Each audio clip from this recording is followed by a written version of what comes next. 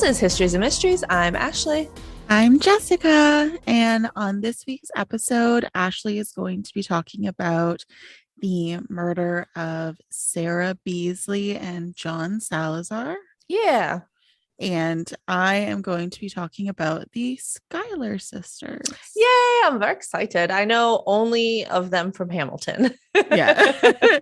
And the reason I wanted to do them this week is because I just started listening to the album again. I was like, oh yeah, I remember I wanted to do one of them. And then I sent Ashley like a few different characters. Well, I guess not really characters, but people. And asked her to pick which ones that I should talk about. She said the Schuyler sisters. I did. I'm very excited. Yeah. I'm only talking about Angelica and Eliza because they're the only like really interesting ones. Okay. And there wasn't a lot on Peggy, honestly. And then I didn't really look into any of the other siblings. Oh, I didn't know there was more than the three, but okay. Yes. Fun fact, they actually had a brother. Oh. So the song was a lie. Yeah. So. All right. Well, I am definitely excited, but I thought I would go back to my roots and do a murder for us this week. Yay. I got my information from a show on ID called Murder Comes to Town, from the Denver Post and from the Cinema Post. Oh, okay. So Murder Comes to Town is a show about like a bunch of small town murders. So if you're into that, there actually is a podcast, I think, called Small Town Murders, but they have a whole show on the ID channel. That's cool. So, yeah. I wonder if they're affiliated. Oh, that'd be cool. Okay, so I'm gonna hop in, but before I do, can we recognize that I look less pale today? You do look less pale I think it's because I have the window open, so it's not just the white light on me. Oh, nice. But I look like a human. That's awesome. I also it's gonna be really fucking weird. I want to give a shout out to my therapist. Oh, hi, therapist. She told me that she was going to listen. She said that she was interested in listening. So if you are listening, hello. Oh, very nice. She's really nice. I love her. Oh, good. It's always good to find a good therapist. Yeah. I'm going to be sad when we're done. Yeah. But she's super sweet. She's really nice. So oh, good. I got a good one. Good. Well, hi, good therapist. We love all good therapists. Yes. Anyways, tell me about some murders. Mentally ill people. Yeah. All right. So our story takes place in Monte Vista, Colorado on February 13th, 2012. Not 2020, 2012. Okay. A little bit further away. Yep. Just a little bit. 911 dispatch received a disturbing call. The caller said, "My neighbor's kids are here and they said that they broke into their house and they killed their mom and dad." What? This made me laugh. The dispatcher, she goes, "Wow. Did they give you any details as to who came in the house?" I'm like, that's a weird reaction, but sure. What? Yeah, she was like, wow. Was she not even listening? I don't know. It was weird. She's like, wow. Did they give you any details? Hold up. Okay. The way that you read that made me think that the children broke into their own house and killed their parents. Yeah, it does read like that. This is verbatim from the 911 call, but no, they did not. Okay. No, that's why I was like, what? Oh, yes. No, it does read like that though. Yes. I think she should have said that he broke into their house and he killed mom and dad. Yeah. But she said they for some reason. I'm not sure why. So we found a new way to record on Zoom and this back and forth kind of like conversation type thing. So we're going to try it. Let us know what you think. Yeah. Let us know if it's weird, if it's awesome, if it's somewhere in between. We both look like hot messes today, so just forgive us. Don't mind us.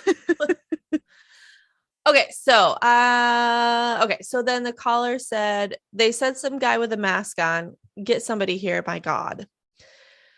So Billy Garcia is the first on the scene, and he found a gruesome sight. There was one body on the ground in the grass in front of the house. He immediately drew his weapon, went for cover, and called for backup. Once backup arrived, they saw written in red on the side of the house, "My drugs are not free." What? And the R was spelled like just the letter R. Oh, that is not where I thought that was going. I know. And it was in red spray paint. So remember that. Oh, I thought it was going to be in red blood. Okay. No, that would have been creepy. Yeah. I forgot to draw on my eyebrows today. Oh, well. So the police begin to clear the house, where they found the same thing painted on an inside door. And behind the door in the room was Sarah Beasley, shot dead and lying face down. Oh. As detectives were securing the scene, another officer went to talk to the kids. The oldest son, James, said he woke up to his mom screaming, and he went to look and he said he saw fire coming out of the gun. So the shot is basically what he saw. And it was his mom getting shot. He said he didn't know the guy who did it, but he was dressed in all black with a black ski mask, a kind of black puffy coat. And he said the murderer mouthed to him, "Shh." Ew. Yeah. James then grabbed his brothers. He had two younger brothers, a rifle, ammunition, and ran to the neighbors to call 911. He was 8 and he knew to do all of that. Wow. Yeah. So an investigator took a deeper look at the crime scene and realized the man on the ground outside was Sarah's boyfriend, John Salazar. They said he looked like he was trying to get back into the house. He had a wound in the center of his chest, so it looked like, maybe he was shot and he was trying to get back in the house. He had 2 in his back, one from the right angle, one from the left, and one through his hand, which looked like a defensive wound. So it seemed like he was face to face with this killer for a little bit. Oh. Then the last shot was in his head, and this is the one that ultimately ended his life. They did see a blue flashlight on the ground near John's body and took note of that. And you should also take note of that, Jessica. The flashlight? Yes. Okay, so red spray paint and a flashlight. Yes. Okay. They found several bullet holes in the door, shell casings in the kitchen, behind the heater, and they found that poor Sarah was shot 3 times in the back in her son's room. So she was trying to get to her boys. And the boys had to walk over their mom's body to get out of the room. Oh, I don't like that. They were 8, 6, and 2. Poor babies. That trauma is just going to Yeah. Those poor babies. So police got to work trying to figure out who had done this. The message left on the house and the door were weird. Sarah and John didn't seem to be involved in the drug world at all.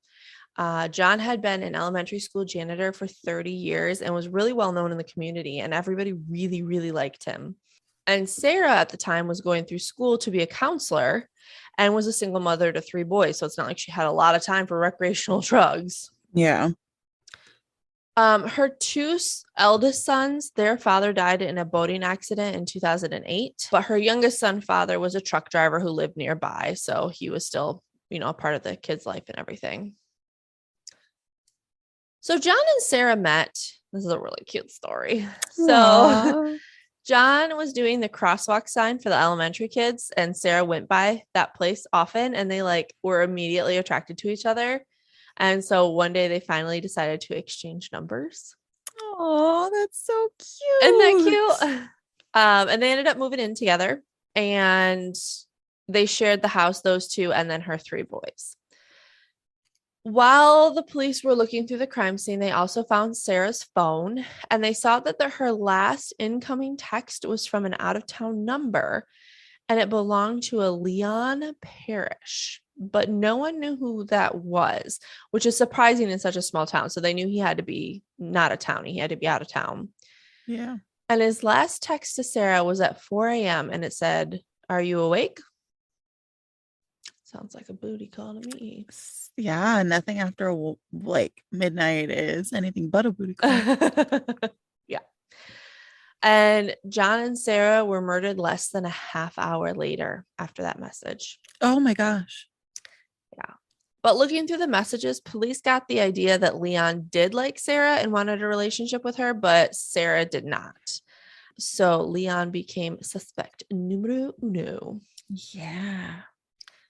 But the police department were in way over their heads. Their department consisted of 15 police officers, including the chief, and that was it. Aw.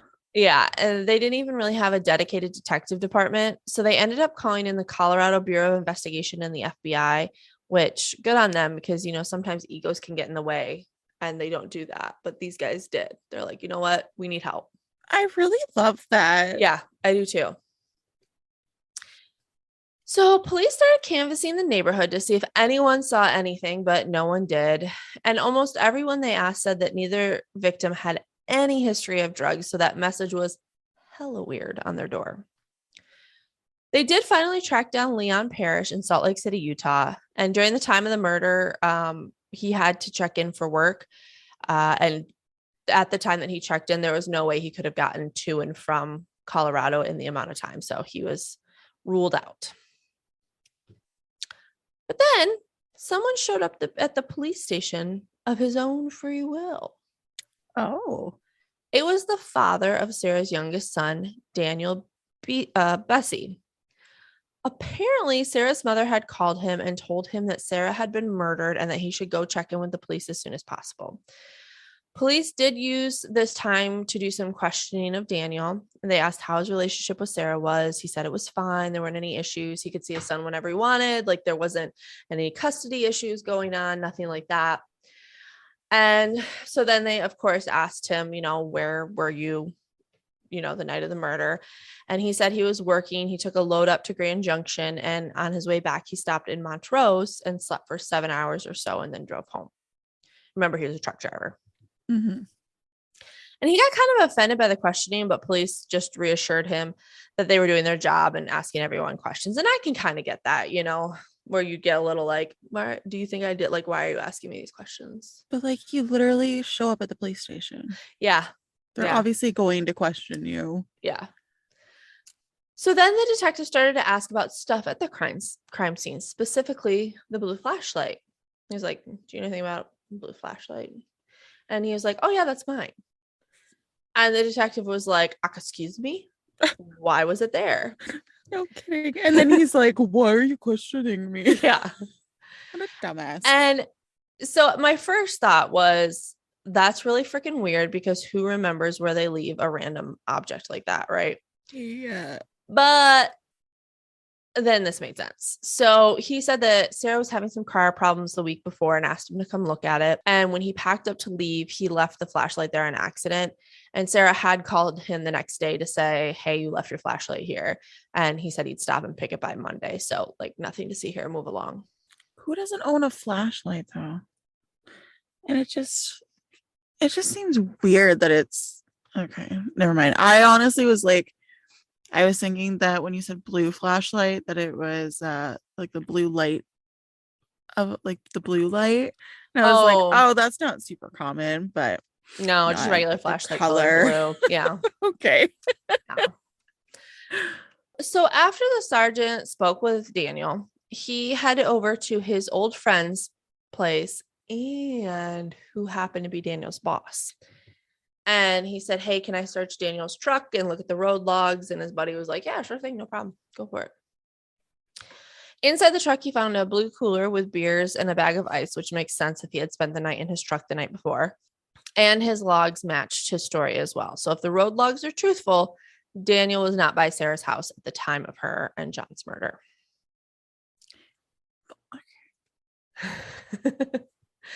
So once the other agencies arrived, they split into two investigative units. One that looked at a drug angle because of that message, and then one that looked at it from not a drug angle because everybody said that's weird. So they split into these two things to investigate. The ones who were the non-drug unit started to become suspicious of Sarah's ex-boyfriend, Sean Weeks. He lived not far from Sarah's house, so he would have had the location to commit the murder and get back to his house. Once there and they were talking to him, police noticed a pretty big cut on his arm and asked what that was from. And he said, oh, I don't know, probably working on cars or something.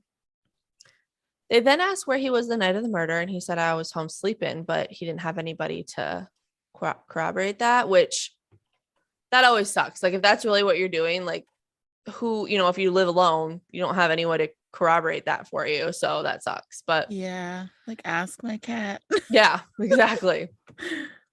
He said that him and Sarah had a good relationship, but that John didn't really like him hanging around, which I don't blame John. Why would you want your girlfriend's ex-boyfriend hanging around?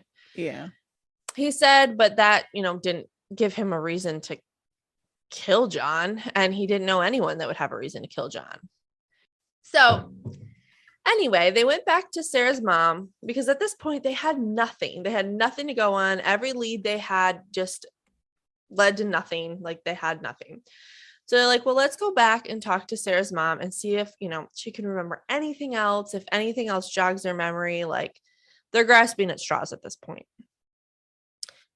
So she's like trying to think and she's like, well, I don't know if this matters, but a few days before the murder, Sarah came to my house and she went shopping with her aunt, my sister. They were gone for a few hours and then got back close to dinner time. But that's really, it was a couple of days before she was murdered. So like, I don't, but no big deal. Mm-hmm. But they're like, well, it's something. So let's look into this. So Ortega went to the store and pulled the security footage of Sarah's trip with her aunt. And they said, yep, she's there. She's getting into her car in the parking lot at about 3 p.m. Normal shopping trip. Well, if you remember, the father of her youngest, Daniel, said that he was fixing her car at this exact time. Oh. But they have her on video getting into her car at the store. Oh my gosh. You didn't tell me to remember that point. Oh, geez, I'm sorry. That's so rude. So they're like, huh, that's weird. Mm-hmm. They're like, let's get a warrant. And they looked through his cell phone records and they saw that his cell phone, oh my goodness, his cell phone pinged off a tower not near Sarah's house when he said he was there fixing her car. So then how did the flashlight get there, Daniel? Oh. So they get a warrant to search Daniel's home, and he wasn't there, but his girlfriend who was taking care of Sarah and Daniel's son was there and let him inside, where they found a black Pelican gun case that had a .22 target pistol, which is the pistol that was used to murder John and Sarah. It was like a case and it had like the cutout of where the pistol would like rest, but the pistol was gone. They also found some child custody paperwork. So apparently there was some issues going on with the custody of their son. But this stuff is all only circumstantial. They didn't have a murder weapon. They didn't have him there at the time of the murder. So they needed more. Could they not do the cell phone ping again? Like they do in a bit. Okay. Okay. So a year after Sarah and John's murder, Daniel is identified as the primary suspect. But again, they don't have enough to arrest him on. But then they got more of his cell phone record, Jessica. Perfect. And they saw that his night in Montrose was a lie. He wasn't actually there. No, really? Yeah, he was actually much closer to Sarah and John's house. But they still needed more. They needed some kind of concrete evidence. So they decided to look more at the murder weapon. And they did figure out that Daniel had bought a .22 Ruger from his friend who had bought it from a guy who lived in North Dakota. This is the cool, like, this is so smart. So they went to talk to the guy in North Dakota, and I know nothing about guns. So I was like, why? What does that matter? Like, he sold the gun. It's not a big deal. But get this. So the guy said that he sold it, but he had put a scope on it and he had used it in a meadow to elk hunt. So he took the detective to the spot where he would elk hunt. They searched with a metal detector and they found 9 shell casings and pieces of a stump that he had like shot into. And they sent them off and they were an exact match to the shells found at the crime scene. And there was proof that Daniel had purchased the gun. So now they have a direct link to the murder weapon and Daniel. And it makes sense that it would be him because, like you said, the child custody papers and the fact that he didn't kill the children. Right. Exactly. Yep. Like that. Yeah. Yep. So he was arrested. Good. But he refuses to talk about anything.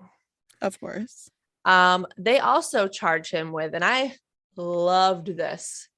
They also charged him with child abuse for the trauma he caused Sarah's sons for murdering her in front of them. Oh, yeah. I love that. Yeah. So a year after his arrest, Daniel is convicted on 2 counts of first-degree murder, burglary, criminal mischief, 3 counts of misdemeanor child abuse, and 3 counts of misdemeanor reckless endangerment of a child. And he was sentenced to 238 years in prison. Wow. Yes. Unfortunately, he never spoke up as to why he did it, what his motive was. I mean, I'm assuming it has to do with a child custody case, or whatever was going on with that, but he never spoke up and said why. Wow. Yeah. So poor Sarah's sons are now motherless, and her one son, the youngest, dad, killed his mom. That's so insane. sad. Yeah. So that is my story on Sarah and John. May they rest in peace, poor things. I loved it for the fact that the bad guy actually got what he deserved. Yes. 100%. And yeah, no, because you don't honestly see that very often. I mean, time will tell if he gets out on parole or anything for good behavior, but with 238 years, I would be surprised. But as of now, he's still in prison. People that have done worse that don't get that. Yeah. Yeah. So it's just insane. Yeah. But I like that. I love that they called in the FBI too. I thought that was everything was handled really well. Yeah. Oh, that was awesome. Thanks, Ashley. Yeah. Yeah. I thought that was an interesting story. I loved it so much. Now, oh God, there's a dog here. To a less sad story. Yeah, to now like a lovely history story. Yeah. So, like I said, I'm going to talk about the Schuyler sisters. And if you've seen Hamilton, you know all about them. There was Angelica, Eliza, and Peggy. And I'm just going to talk about Angelica and Eliza because I found the most information on them and they're kind of the most important to the whole story. Gotcha. So let's crack into it. So I got my resources from All That's Interesting, of course. And Harper's Bazaar. Oh, I like Harper's Bazaar. Same. So I'll start with Angelica. So in their correspondence, Angelica Schuyler and Alexander Hamilton showed signs of a flirtatious connection. Not to like stop you right off the bat, but I hated that because that's your freaking sister's husband, girl. Back off. Oh, that made me so mad when I was watching Hamilton. I was like, oh, I'm so mad. Sorry, go ahead. No, that's okay. It's true though, but I mean, like Hamilton also did it, you know, like. Oh yeah, he's a jerk too, but yes. He's a jerk. Mm-hmm. So, how serious was their relationship in reality? Because the show kind of like does it a bit more. Oh, okay. So, Angelica was known for her beauty, her intelligence, and her rumored affair with her brother-in-law. And she was also the daughter of a Revolutionary War hero. Oh. Yes. So, did Angelica actually betray her sister, despite the fact that Hamilton was notorious for his philandering? Yeah, that's a word. Oh, I thought it was philanthroping. Well, there's philanthropy, which is like charity work. Okay, yeah, definitely philandering. And he was also exposed in the first political sex scandal in 1797. He was a horn dog. Yes. Yeah. Yes. Yes, he was. On February 20th, 1756, Angelica Schuyler Church was born. She was the eldest child of Catherine von Rensselaer, a member of one of the wealthiest families in the state, and General Philip Schuyler, a Revolutionary War hero who subsequently served as one of the state's first senators. Oh. In upstate New York, Schuyler and her siblings enjoyed a protected upbringing. She was compared to her reserved sister, Eliza. Oh, I don't know why, I just like. Eliza. Well, I was gonna call her Elizabeth because that's her full name, but Oh, I gotcha. but she was always compared to Eliza because she was more extroverted and described as educated, intellectual, and lovely. Angelica or Eliza? Angelica. Okay. Yes, because Eliza was very reserved. Gotcha. Yes. Both Schuyler sisters were rich socialites who frequently socialized with handsome young soldiers at officers' dances. Angelica encountered John Barker Church, who was a prosperous British businessman who left London and joined the Continental Army as she flitted between social circles. A 21-year-old Schuyler eloped with Church in 1777 out of concern for her father's reaction to their union. Oh, no, that's naughty back then. Yeah. Church had left England's bankruptcy by traveling to the United States under the alias John Carter. Oh, there was a movie called John Carter. Yeah. That's cool. Yeah. What was that? I'm looking it up. Oh, yeah. Okay. Yeah. It's a science fiction. Yeah, it kind of flopped. And it's a Civil War veteran movie, I guess. Oh, So I guess it is about that one, right? cool. Maybe. But he awakes on the surface of Mars. Yeah, and this isn't the Civil War. This is the Revolutionary War. Yes, thank you. Yeah, okay, never mind. Never mind. Take that out. I just saw war and I was like, oh, it's the same thing. But yes, you're right. Those are two different wars. That's so funny.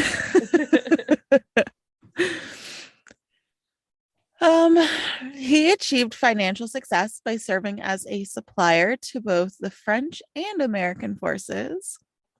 And he was later chosen to take on the role of commissary general for General Washington throughout the conflict. General Schuyler alluded to his regret in his daughter's elopement in a letter to Alexander Hamilton, who would eventually wed Schuyler Church's sister Eliza, stating, "Mrs. Schuyler did not see her eldest daughter married. That hurt me as well, and we hope to avoid going through that again." Oh, it is really sad. But that's kind of like a little jab at you there. Yeah, and she wasn't the only sibling to elope. Oh, so their dad must have been pretty strict, I would assume. Yeah. Well, he was part of the Senate, Revolutionary War hero, right? You're going to have high expectations. Yeah. Despite this, 6 years went by and Schuyler and her husband moved to Europe with their 2 children. They first lived in London, and her husband raised a total of 8 kids there while also becoming close friends with the Prince of Wales. 8 kids. Yeah. Not the part where they became friends with the Prince of Wales. No, the 8 kids. Okay.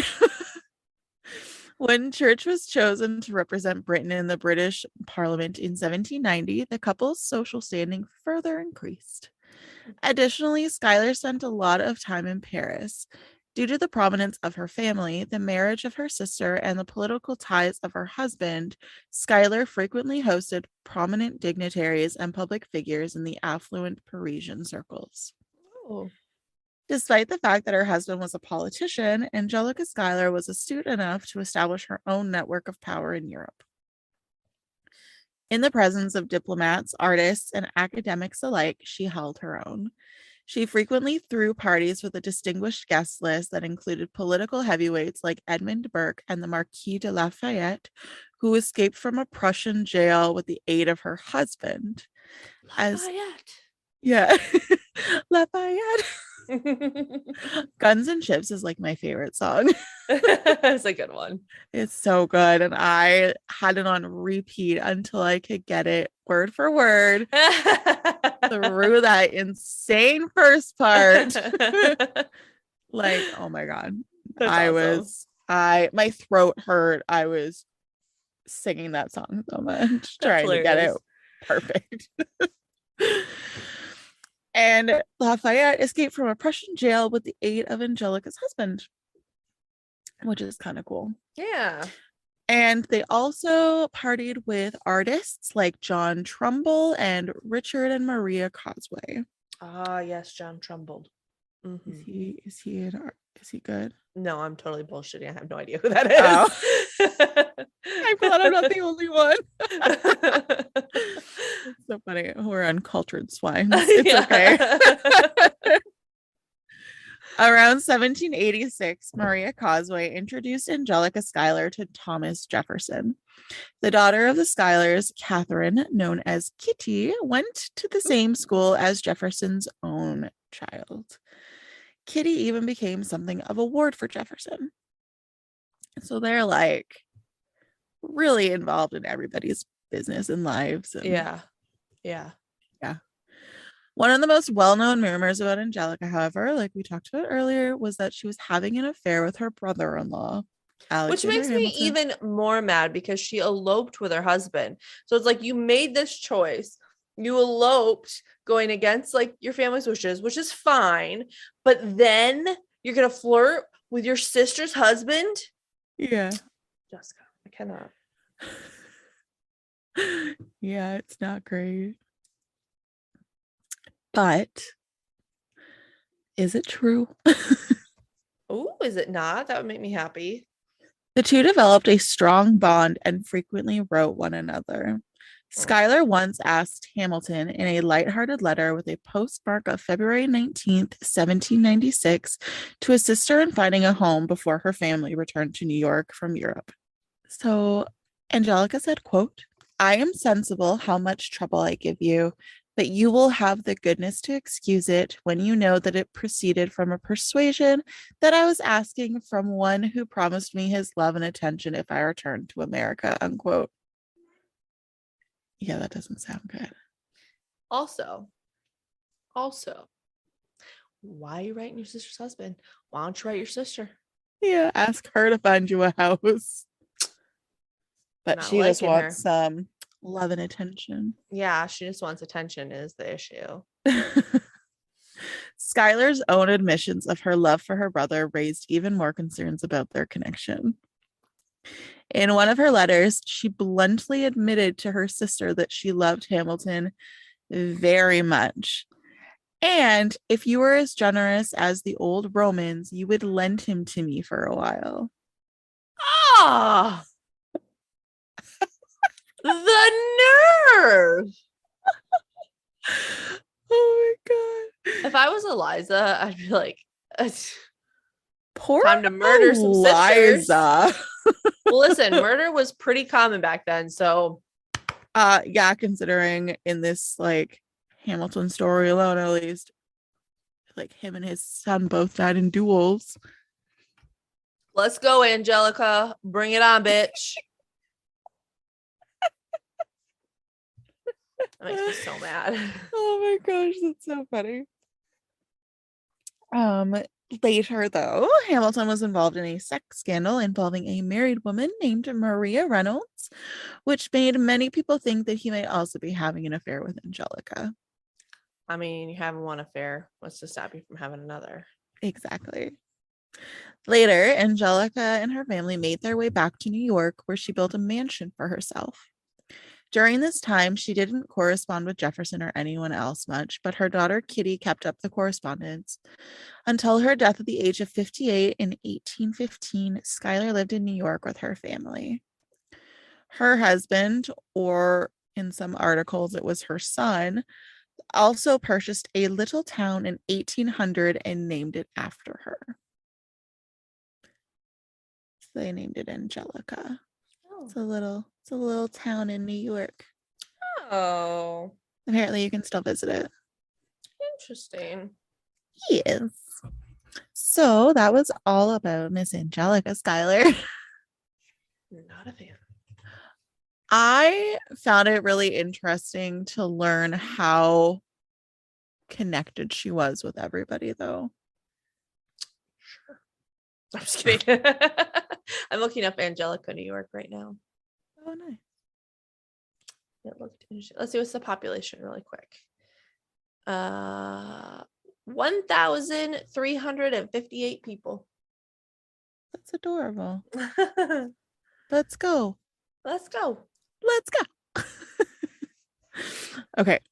Where are we at? Tell me about the beautiful Eliza.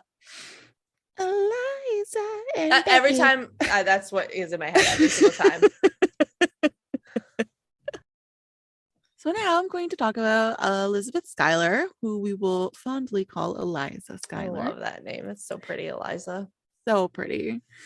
Her husband was Alexander Hamilton. He was a founding father, and he brought shame upon Eliza when he was assassinated in a duel with a vengeful foe in 1804. I swear I have not been drinking. It's been a long week. Did his son die first? Yes. Okay. Yeah. In a duel as well, because someone spoke ill of his father. But they spoke the truth, right? Probably. So wink, wink. I thought it was over his scandal, but maybe it was over something else. I don't know. Anyway, continue with your story. I don't know. Alexander's wife discovered herself deeply in debt and on her own to care for 7 children after he was shot to death. So 7 kids. Yeah. 7 kids. On her own back then when women couldn't really work. Yeah, and those were the kids that survived. Wow. Yep. Good job, Hamilton. But Eliza was not your typical 19th century housewife. After her spouse passed away, she actively promoted child welfare in her neighborhood.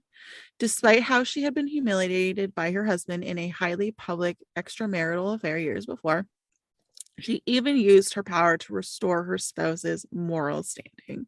Oh, good for her. Really, though? Well, I mean, for her, that was probably very helpful. Yeah. Yeah. Eliza was born to a wealthy American family on August 7th, 1757. She was the second child of Revolutionary War era Continental General Philip Schuyler.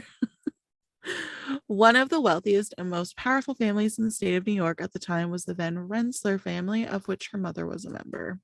I know we already went through all of this, but we just need to reiterate. In upstate New York, Eliza undoubtedly had a wonderfully nice upbringing. Few of Eliza Hamilton's personal letters have survived. Thus, the majority of what is known about her comes through the letters of others. Her reputation as an outdoorsy, quick-witted, and devoted Christian would later have an impact on how she raised her own children. When Hamilton and her sisters were young, they spent a lot of time dancing at social events where they interacted with available soldiers. Young officer Alexander Hamilton was one of the Continental soldiers Eliza Schuyler had a romance with. During the American Revolution, according to the stories, Eliza first met Alexander during an officer's ball. In Morristown, New Jersey, where she was staying with her aunt, Schuyler Hamilton made friends with none other than Martha Washington, Alexander Hamilton, George Washington's aide de camp, and Washington had spent the winter in the New Jersey hamlet. So they say that they met originally at the ball, but that wasn't where they originally met. That was just where they kind of reconnected. Oh, okay. Yeah. Eliza and the young officer were immediately smitten. One aide described Hamilton as a gone man. Aww. They had their first encounter 2 years earlier. Here we go.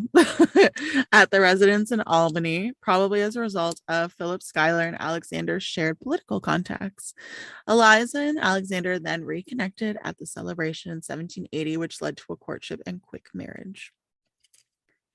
So I didn't mean to repeat that. Why was it a quick marriage? Oh, probably because he wanted to lock that bitch down because he was poor as shit. Yeah, and she was super wealthy. Yes, exactly. I copy and pasted this next part because it was too awful and too good in a sense. Okay. To not copy word for word. Gotcha. Just hold on to your pants, okay? Oh gosh, okay.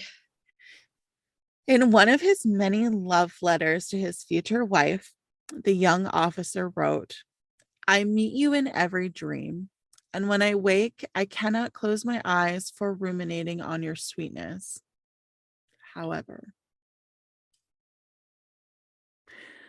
when writing to a fellow aide, Hamilton said that his future wife was, quote, it's so bad. Not a genius. She has good sense enough to be agreeable, and though not a beauty, she has fine black eyes, is rather handsome, and has every other requisite of the exterior to make a lover happy." At first I was like, oh, that's so sweet. And then you're like, wait. And I waited and I hated it. Isn't that terrible? Hamilton. Like, dude. Yeah. So, that was terrible. His irregular letters appear to foresee the couple's upcoming marital problems. Oh, you think? Yeah. The pair wed at the Schuyler home in December 1780 after a brief romance. Together, they had 8 kids, and they even took in a friend's orphaned daughter. Aww. Hamilton proclaimed that she was the happiest of ladies, despite the fact that she had a lot on her plate between being a mother and helping her husband with his political career. And his infidelities, you know. Yes. The next part's really sad given what we know. But she said, quote, "Every day my lovely Hamilton loves me more." So after that really lovely sentiment, her husband being like super mean behind her back, and then her saying, you know, he loves me more every day. Yeah. I'm like, so sad. So sad. But her and her family relocated to a home in Upper Manhattan in 1802, which was situated on 32 acres of farmland. Oh, wow. Which is probably not a thing anymore. In recognition of his father's Scottish heritage, which I don't understand why he would want to recognize his father in any way, considering his father abandoned him. Yeah. I don't know. But anyways, when they bought the estate, he gave it the name of the Grange. Oh.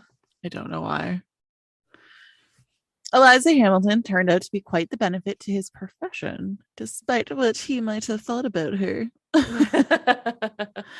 She worked with him to prepare several significant speeches, such as George Washington's farewell address. So who's stupid now, Yeah. Alexander? Dumbass. Yet there were still issues in their marriage, such as when Philip, their firstborn, died in a duel in 1801. Ironically, 3 years later, Hamilton also died in the same place in the same way. Yeah.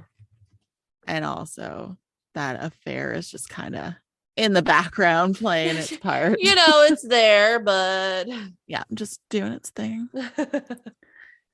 So he was the first political sex scandal in 1797.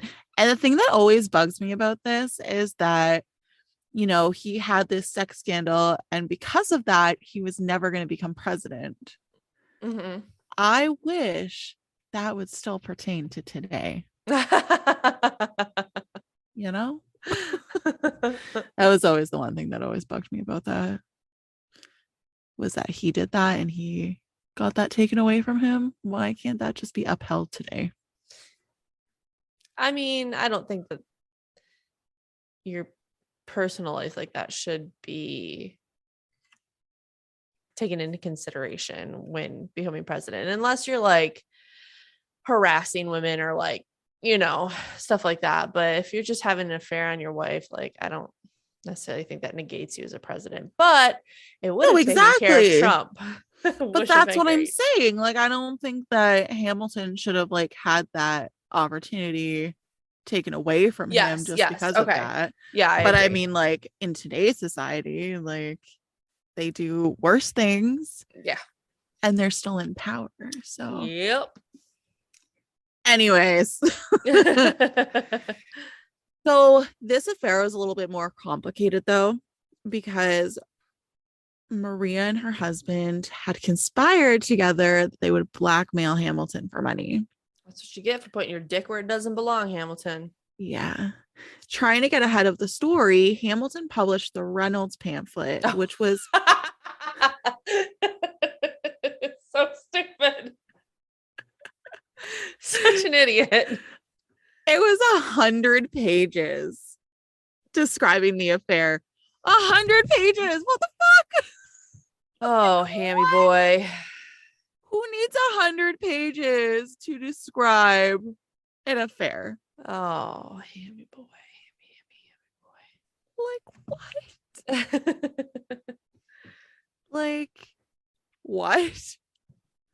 They did it in a 5-minute song. What the hell do you need 100 pages for? Like, truth. But I think he was like fairly known for that, for writing in excess. Yeah, I gotcha. Yeah. Anyways, that was just like, why? Yeah. And it actually did like the complete opposite, because it really humiliated Eliza, and she was constantly under attack by the press. Poor thing. Yeah. Which is like, why? It wasn't her fault. Wasn't her doing. Like, why is she the one that's under attack? I don't understand. Because she's a woman, Jessica, and women are dumb. Justice for Eliza. I was being sarcastic, by the way, listeners. No, I think we know. I hope so. We all know that. So one newspaper wrote, "Art thou a wife? See him whom thou hast chosen for the partner of this life, lolling in the lap of a harlot." That's very dramatic writing. Yeah. Good writing, but dramatic writing. Very dramatic. Then in 1804, Vice President Aaron Burr challenged Hamilton to a duel, which resulted in Hamilton's death. Long-standing animosity between the two men reached a boiling point that year when Burr learned Hamilton had insulted him at a dinner. Like, what is with these men and their egos? Unchecked and allowed to flourish. Like, holy crap. Can you imagine how many people would be dead if everybody killed the person that insulted them at a dinner one time? Literally, probably my whole family. Jokes. But like, honestly, like, learn to take a joke, man. Yeah, it's crazy. Get woke. Is that how they use it? Is that the right way to use that I don't think that's how the kids are saying it, Jess. I don't know. Their terminology is whacked. Oh no. Are you 90? Oh gosh. No, because all of their language is just weird and confusing to me, but the one word I will not give up is yeet. Oh. I love it. Kyle and I use it all the time, and he hates all those like stupid terms as well, but he's like, we cannot give up yeet.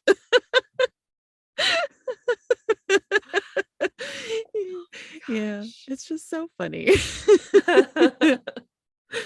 Anyways, Burr challenged Hamilton to a traditional gunfight when Hamilton refused to retract his comments and instead published them in a newspaper. Hamilton.